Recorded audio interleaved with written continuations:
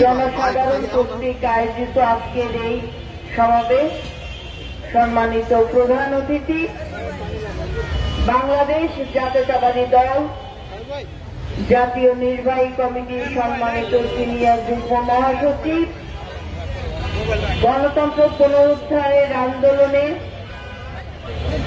যিনি ঢাকা সহ পুরো বাংলাদেশের বিভিন্ন আনাচে কানাচে জাতীয়তাবাদী শক্তিকে একত্রিত করে নির্ভয়ে মাথা উঁচু করে যিনি নেতৃত্ব দিয়েছেন গণতন্ত্র পুনরুদ্ধারের, স্বৈরাচার ফ্যাসিস্ট সরকারের পতনের আন্দোলনে এখনো যিনি এই গণমানুষের জনগণের অধিকার পূর্ণ প্রতিষ্ঠা করার জন্য সংগ্রাম করে যাচ্ছেন, লড়াই করে যাচ্ছেন, মৃত্যুঞ্জয়ী নেতা, বারবার কারার নির্যাতিত নেতা, আমাদের সকলের শ্রদ্ধেয় নেতা অ্যাডভোকেট রুহুল কবির রিজভী আহমেদ, মঞ্চে উপবিষ্ট সাবেক কেন্দ্রীয় যুব দলের সংগ্রামী স্বাস্থ্য বিষয়ক সম্পাদক,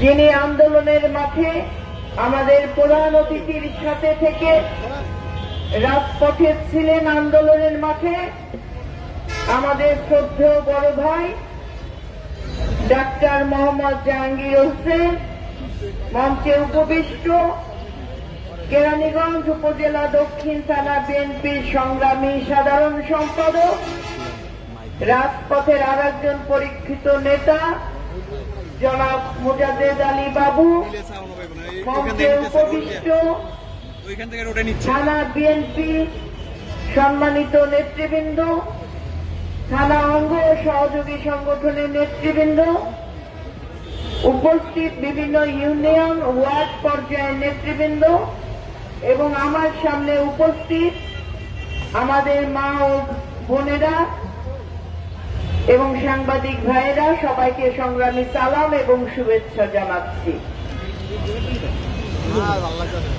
দীর্ঘ 17 বছর যাবৎ বাংলাদেশের রাজনীতি, বাংলাদেশের রাষ্ট্র পরিচালনা করেছে একটি ফ্যাসিস্ট সরকার, একটি অবৈধ সরকার, এবং রাজনীতিকে কুলসিত করার জন্য ফ্যাসিস্ট শেখ হাসিনা রাষ্ট্রযন্ত্রকে যেমন ব্যবহার করেছে, সাংবিধানিক প্রতিষ্ঠানগুলোকে ব্যবহার করেছে, জনগণের বিরুদ্ধে, জনগণের ভোটের অধিকারের বিরুদ্ধে, গণতান্ত্রিক অধিকারের বিরুদ্ধে, ঠিক একইভাবে তার অবৈধ ক্ষমতাকে টিকিয়ে রাখার জন্য তার নতজান পররাষ্ট্রনীতি বাংলাদেশের স্বার্থকে বিকিয়ে দিয়ে শুধুমাত্র ভারতের স্বার্থকে পুঁজি করে তিনি ক্ষমতায় আসীন হয়ে থাকতে চেয়েছিলেন। ভারত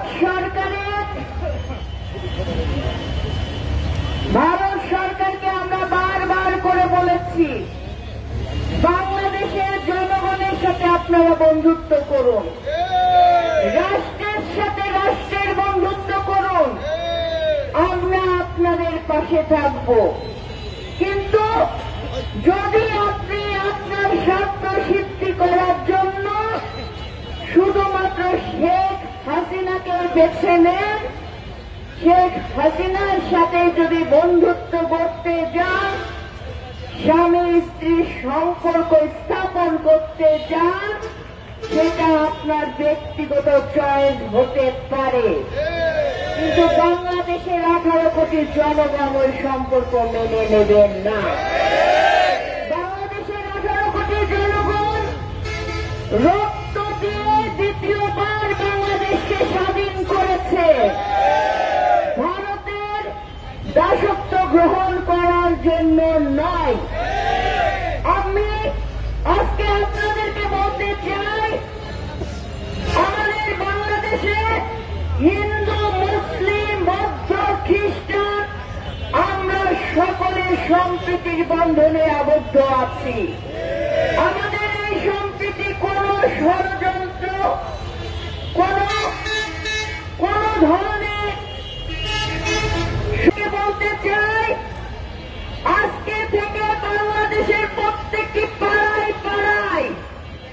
মহল্লায় মহল্লায় আপনারা দেশীয় পণ্য কেনার জন্য মানুষকে উদ্বুদ্ধ করবেন। আপনারা মনে রাখবেন, আমরা যদি আমাদের শক্তিতে আমাদের শিল্পকে যদি আমরা নিজেরা গ্রহণ করি এবং সেটা যদি আমরা সকলে কিনে সেই পণ্য পরিধান করি, একদিকে যেমন আমাদের অর্থনৈতিক উন্নতি হবে, আমাদের দেশীয় পণ্যের মান বাড়বে, আমাদের কৃষক শ্রমিক জনতা সকলে লাভবান হবে, ব্যবসায়ীরা লাভবান হবে।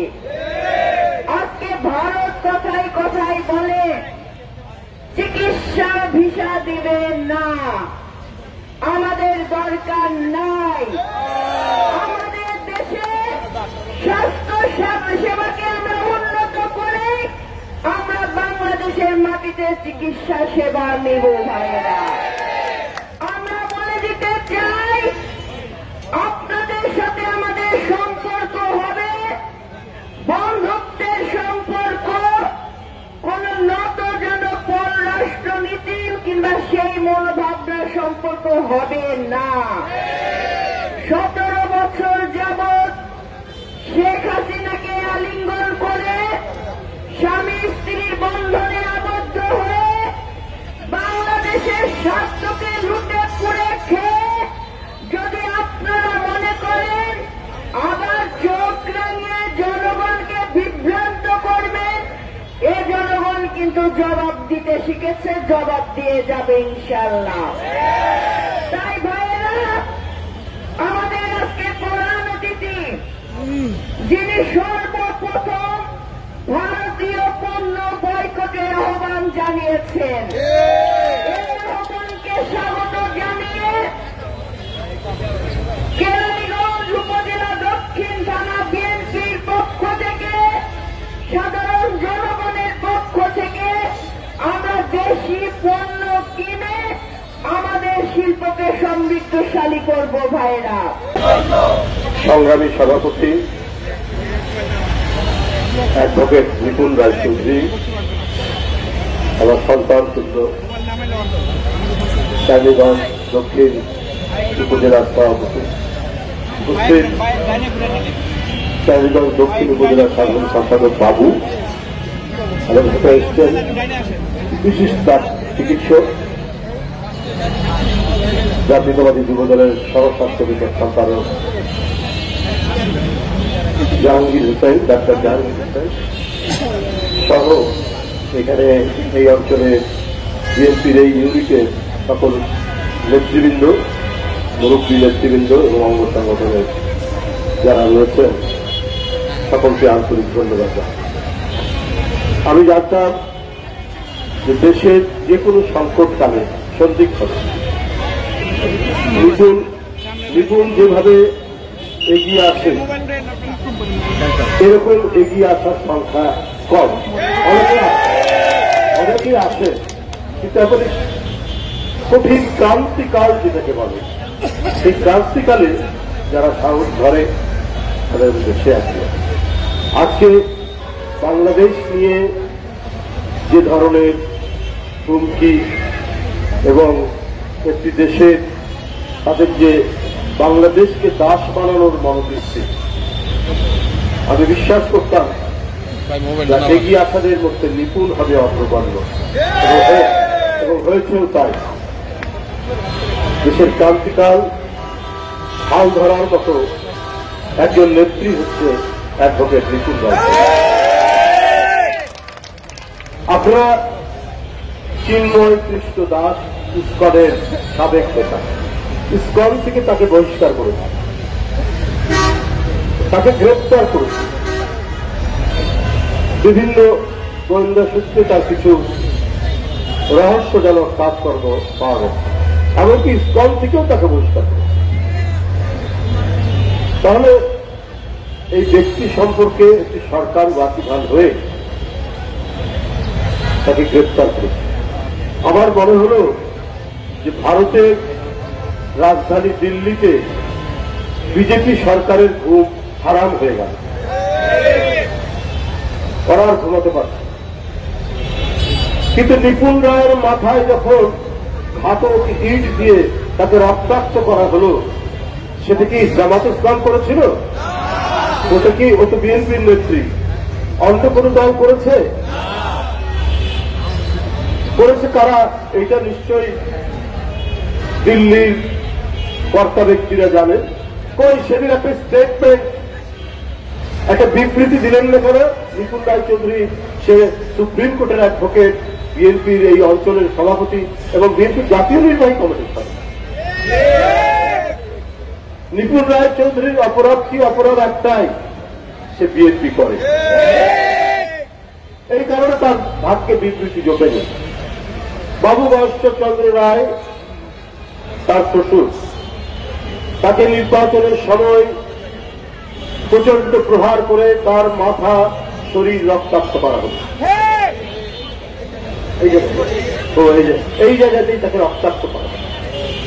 সেই দিন দিল্লির পররাষ্ট্র দপ্তর কেন বলল না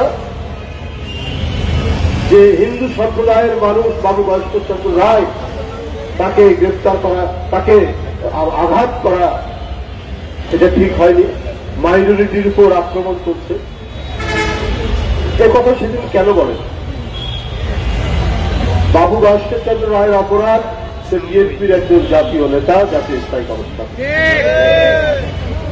দিল্লির এই দোচাখা নীতি, একটি কৃষক শ্রমিক বিশ্বজিৎ ঢাকা বিশ্ববিদ্যালয়, জওহরলাল বিশ্ববিদ্যালয় থেকে ছাত্রলীগের ঘাতকরা হরতালের দিন তাকে কুপিয়ে কুপিয়ে যখন হত্যা করছে, সে আত্মচিৎকার করে বলল, আমি হিন্দু, আমি হিন্দু। কিন্তু তাকেও ওই বর্বর ছাত্রলীগ, ওই খুনি ছাত্রলীগ ন্যূনতম তারা মানবতাবোধ প্রকাশ করেনি। কোথায় সেই দিন দিল্লির পররাষ্ট্র সচিব, পররাষ্ট্রমন্ত্রী এবং কলকাতার শুভেন্দু বাবুরা বড় বড় কথা বলেন, কুৎসিত কথা বলেন, অসভ্যের মতো কথা বলেন শুভেন্দু বাবুরা। সেদিন একটাও স্টেটমেন্ট আসেনি কেন? সিলেটে বন্যার পানি হঠাৎ করে ছেড়ে দিলেন। সেই বন্যার পানিতে কি শুধু মুসলমানের বাড়িঘর ভেসে গেছে? অনেক হিন্দু পাড়া, অনেক হিন্দু গ্রাম পানিতে তলিয়ে গেছে। সেদিন আপনাদের একসাথে কয়েকটা গেট খুলে দিয়ে এই প্রলয়ঙ্করী বন্যা সৃষ্টি করলেন। সেদিন কোথায় ছিল আপনাদের বাংলাদেশে হিন্দু নিপীড়নের কথা, হিন্দু নির্যাতনের কথা? মানে আওয়ামী লীগ করলে ওটা 7 খুন মাপ। আওয়ামী লীগ যদি বিএনপি কোন হিন্দু সম্প্রদায়ের নেতাকে আঘাত করে তাহলে সেটা 7 খুন মাপ। কিন্তু আওয়ামী লীগের একজন নেতা, সে সভাপতি বা সেক্রেটারি, দুই পক্ষে মারামারি হচ্ছে, বিএনপির কারো ঢেল বা লাঠির আঘাতে সে আহত হয়েছে, ওটা তখন বলবো যে এটা সম্প্রদায়, হিন্দু সম্প্রদায় কেন এটা মানে আহত। এটা একটা ন্যারেটিভ, এইটা একটা বয়ান তৈরি করে রেখেছে তারা। কারণ একটাই, শেখ হাসিনার এই পলায়ন তারা মেনে নিতে পারছে। আপনারা গণতান্ত্রিক রাষ্ট্র, এটা আমরা সবসময় বলি, কিন্তু আপনারা বাংলাদেশের জন্য এবং আশেপাশে দেশের জন্য আপনারা, আমি আগেও বলেছি, আপনাদের নিজেদের মধ্যে যতই দলাদলি থাক, গ্রুপিং থাক, যা কিছুই থাক, কিন্তু বাংলাদেশের প্রশ্ন আসলে রসুনের গোড়া এক। এই রসুনের গোড়া এক হয়ে তখন একই সুরে, যেমন বিজেপির কেন্দ্রীয় নেতারা, মন্ত্রীরা কথা বলেন, মমতা বন্দ্যোপাধ্যায়ের কথা বলেন। মমতা বন্দ্যোপাধ্যায়কে আমরা জানতাম ধর্মনিরপেক্ষ, সাম্প্রদায়িক, উদার নীতির মানুষ। তিনি তার স্বরূপটা উন্মোচিত করে দিলেন। বাংলাদেশে উনি আবার এক ধাপ লাভ দিয়ে বললেন বাংলাদেশে জাতিসংঘ বাহিনী পাঠাতে হবে। কিন্তু এই ভদ্রমহিলা এত অর্বাচীন যে আরেকটি দেশ, ভিন্ন আরেকটি দেশে যে জাতিসংঘ বাহিনী পাঠানোর দাবি করতে পারে না, সেটা তার জানার মধ্যে। এই যে একের পর এক বাংলাদেশ বিরোধী অপপ্রচার, অপতথ্য, কুৎসা এবং হাইপার প্রোপাগান্ডা চালানো হচ্ছে, এটার উদ্দেশ্য একটাই, বাংলাদেশের গস্তবে শেখ হাসিনা কেন না? শেখ হাসিনা এত প্রিয় কেন তাদের মমতার এবং দিল্লির মোদী সাহেবদের? কারণ শেখ হাসিনার কাছ থেকে তারা বিনা পারিশ্রমিকে, বিনা টাকায় যা পেয়েছে, অন্য কোনো জাতীয়তাবাদী চিন্তার মানুষটা তো সেটা দেবে না। 7টি বিদ্যুৎ কেন্দ্র দিয়েছেন বিনা টেন্ডারে। আদানি বাবু বিশাল ধনী লোক, তার সাথে সরকার চুক্তি করেছে বিদ্যুৎ আমদানি করবে। সেই ঝাড়খণ্ডে তার বিদ্যুতের বড় প্রকল্প, কয়লা পুড়িয়ে বিদ্যুৎ। এমনি বাংলাদেশের প্রচলিত যে দাম প্রতিটি ইউনিটের, তার চাইতেও বেশি দামে আদানির কাছ থেকে বিদ্যুৎ কেনার চুক্তি এবং সেটা বাস্তবায়ন করেছে। তারা শেখ হাসিনা তো তাদের প্রিয় হবে, শেখ হাসিনা তো তাদের আপনজন হবে। শেখ হাসিনা নিজের জনগণের প্রতিটি দ্রব্য মূল্যের দাম বাড়িয়ে চাল, ডাল, পেঁয়াজ, চিনি, রসুন, আনাজপাতি, তরিতরকারির সব দাম বাড়িয়ে শুধুমাত্র তার প্রভু ভারতকে খুশি করার জন্য একের পর এক তিনি তাদেরকে প্রজেক্ট দিয়েছেন, টেন্ডার ছাড়াই প্রজেক্ট দিয়েছেন এবং তাদের কাছ থেকে ব্যবসা করার জন্য, তাদের কাছ থেকে নেওয়ার জন্য বেশি দামে তাদের সাথে চুক্তি করেছেন।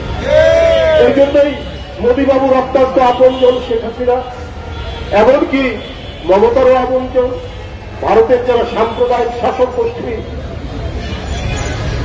তাদের অত্যন্ত আপনজন। আপনারা দেখেছেন আমাদের তিস্তা নদী, আমরা যে পানির যে ন্যায্য হিস্সা পাব, এটা বাস্তবায়ন হতেই দিচ্ছে না মমতা ব্যানার্জি। তাহলে উনি কি চান? উনি শেখ হাসিনাকে চান। আর শেখ হাসিনা এই যে মমতা ব্যানার্জি চুক্তিটা বাস্তবায়ন হতে দিচ্ছে না, এর জন্য একটা শব্দ বলেন না। আজকে বিএনপি ক্ষমতায় থাকলে অথবা যে কোনো দেশপ্রেমিক রাজনৈতিক দল ক্ষমতায় থাকলে তারা জোরালো কণ্ঠে আওয়াজ এবং আন্তর্জাতিক ফোরামে নিয়ে যেত, জাতিসংঘে নিয়ে যেত যে আমাদের এই যে পাওনা আন্তর্জাতিক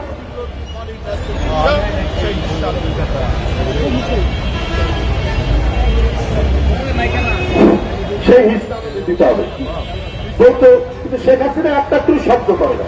আমাদের সীমান্ত আগ্রাসন, আমাদের দেশের মেয়ে ফেলানি কাঁটাতারের উপর ঝুলে থাকে, প্রতিদিন একদিন দুই দিন পর পর আমাদের লোকদেরকে হত্যা করে, একটা প্রতিবাদ করে না। এই কারণে শেখ হাসিনা মমতা ব্যানার্জির প্রিয় পাত্র, এই কারণে অমিত শাহর প্রিয় পাত্র, এই কারণে মোদী সাহেবের প্রিয় পাত্র। আমরা ভাই প্রতিবাদ করি, আমরা মনে করি এই দেশ 30 লক্ষ মানুষের রক্ত দিয়ে কেনা দেশ, এই দেশ 2 লক্ষ মানুষের নির্যাতনের মধ্যে দিয়ে পাওয়াই দেশ। এই দেশ তারা গোলামি করার জন্য, তারা রক্তচক্ষুতে ভয় পাওয়ার জন্য এদেশের মানুষ আজ থেকে 52-53 বছর আগে যারা জীবন দিয়েছে, তারা কি পৃথিবীর কাছ থেকে স্বাধীনতা ছিনিয়ে নিয়ে দিল্লির কাছে আত্মসমর্পণ করার জন্য দিয়েছে? তা তো দেয়নি। আপনারা অনেক চেষ্টা করেও আমাদের বন্ধন আপনারা ভাঙতে পারবেন না। আপনার দেশে সংখ্যালঘুদের নিরাপত্তা নেই। কদিন আগে খ্রিস্টান সম্প্রদায় আসামে বলেছে আমরা ধারাবাহিকভাবে নির্যাতন, আর আমরা তো সারা ভারতেই বিভিন্ন জায়গায় দেখছি কি পরিস্থিতি। কিন্তু আমরা 1000 বছর ধরে এক নিবিড় সম্পর্কের ভিত্তিতে আমরা পরস্পরের সাথে আমাদের সম্পর্ক, আমাদের বন্ধন। দুর্গাপূজায় কেরানীগঞ্জে নিপুণদের বাড়িতে আসলে আগেই আসবো শুনেই সে ফ্লাক্সে গরম পানি করে রাখে, যাদের চাচা নর্মাল পানির সাথে একটু গরম পানি মিশিয়ে খায়, র চা করে রাখে আগেই যাওয়া সত্য। এই বন্ধন কি আপনারা ভাঙতে পারবে? আমরা কিন্তু সন্তানের মতো দেখি, আমাদের যারা বয়স্ক তাদের বড় ভাইয়ের মতো দেখি, তাদেরকে বাবার মতো দেখি। আমাদের ঈদে ওরা আসে, আমাদের ঈদে মিলাদুন্নবীতে ওরা আসে, আমাদের সবে বরাতে ওরা আসে, আমাদের বন্ধু বান্ধবরা, আমাদের মা খালারা উদাত্ত ভাবে তাদেরকে সবে বরাতের হালুয়া, চালের আটার রুটি আবার বন্ধুদেরকে। এটাই তো আমাদের বন্ধন। আবার দুর্গাপূজায় গেলে শুধু বাড়িতে না, শুধু নারকেলের নাড়ু, লুচি, এটা আমাদের একটা লোক থেকে যায় যে কবে দুর্গাপূজা আসতে বন্ধু বান্ধবদের বাসা আমরা খাবো, যেটা এখন নিপুণদের বাড়ি থেকে দেখা। শুধু তাই নয়, যে বাসায় চাচিরা আছে, চাচি আছে, অন্যরা আছে, বেঁধেও দেয় আমাদের সাথে। তাহলে মোদী সাহেব, আপনি অপপ্রচার দিয়ে, আপনি আপনার মিডিয়াকে কাজে লাগিয়ে আমাদের যে ভ্রাতৃত্বের, আত্মীয়তার যে বন্ধন, এই বন্ধনকে আপনি কি করে ভাঙবেন? আমরা একের অপরের আনন্দ বেদনায় আমরা একসাথে থাকি, আমাদের সুখে দুঃখে আমরা একসাথে থাকি। আমাদের এই বন্ধনকে আপনাদের অপপ্রচার আর হুমকির মধ্যে দিয়ে আপনি কখনোই এটাকে ভাঙতে পারবেন না। আপনারা চট্টগ্রাম নাকি দখল করবেন, আপনারা কত কি করবে, মাঝে মাঝে আপনারা হুমকি দেন। আমরা অন্যের দেশ দখল করতে চাই না।